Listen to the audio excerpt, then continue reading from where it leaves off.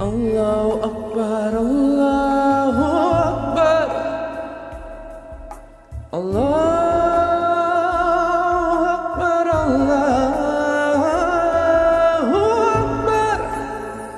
Ashhadu an la ilaha illallah, ashhadu an la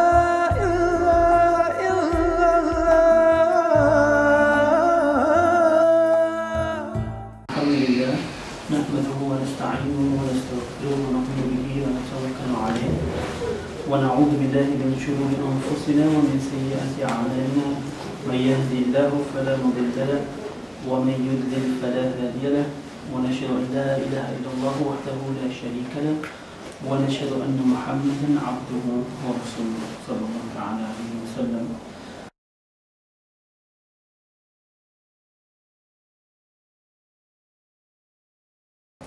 So what Allah says is that there is a link between prayer and patience on the other hand.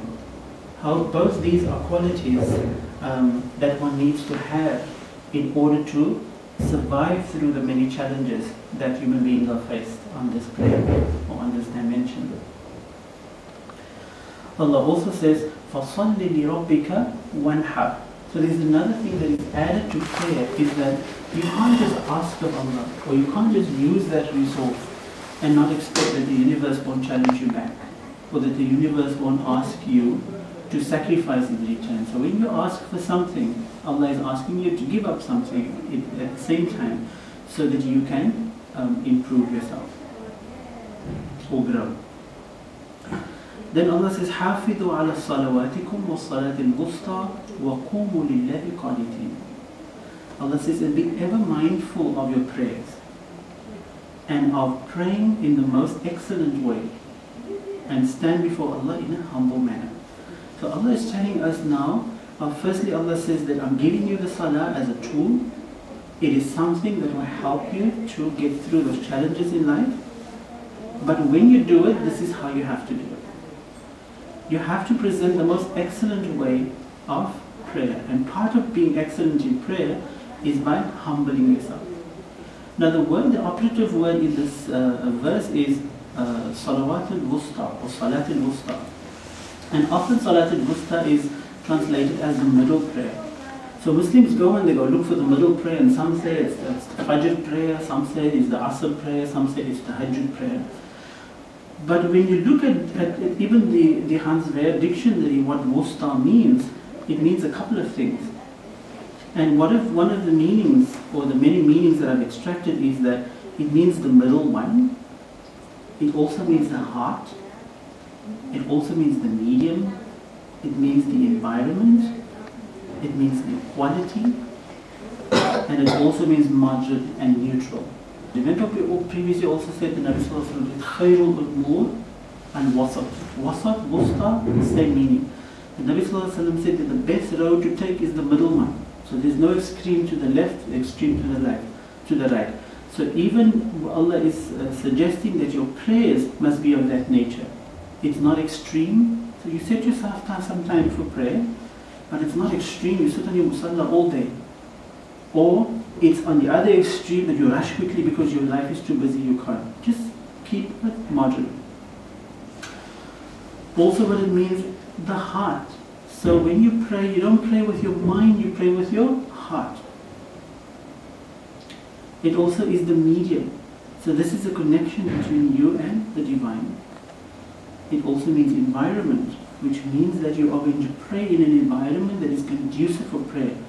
You're not going to go in the market where there's many people upside and down. Now because it's Asr or because it's Maghrib, I have to do my prayer now. And so Salah also requires an environment. Quality, right? It's not how many times you pray. 2 nafils now, 2 sunnahs in front, 2 sunnahs at the back, and up and down quickly because you want to have quantity. Allah says your prayer has to be quality. So even if it's just 1 rak'ah of prayer that you do, it has to be quality. Average is another meaning of wusta.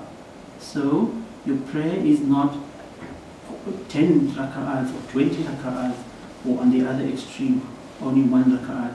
Keep it average and keep it consistent. It's moderate and it's also neutral, right? Part of your prayer also, Allah says, you stand in khushu, qaniteen, humble. So it's neutral, it's not shouting, or it's not too soft. It's neutral.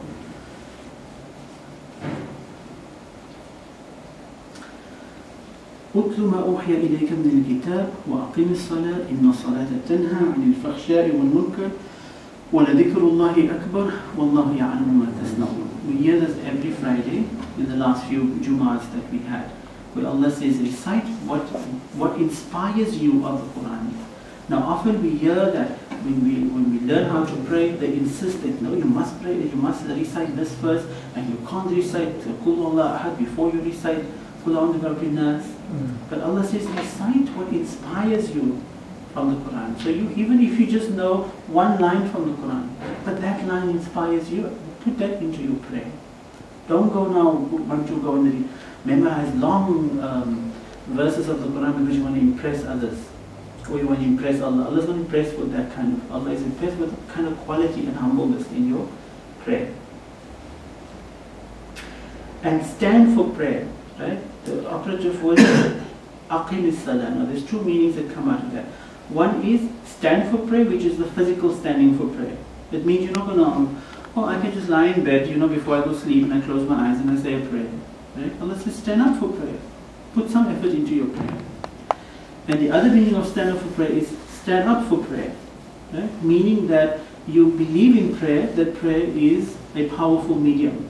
And it's a tool that Allah has provided you through which you can protect yourself from shameful deeds and unjust deeds. As Allah says in the next line, truly prayer restrains you from shameful and unjust deeds. Right? And then Allah says remembrance of Allah is the greatest.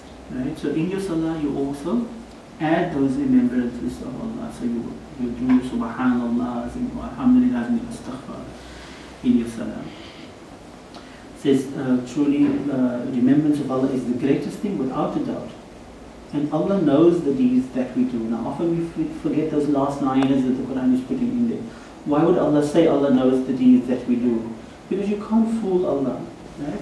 You're making salah in front of people to show people, whatever. You only walk thin lines with those people, not with Allah. So you can't fool Allah because Allah knows what we do.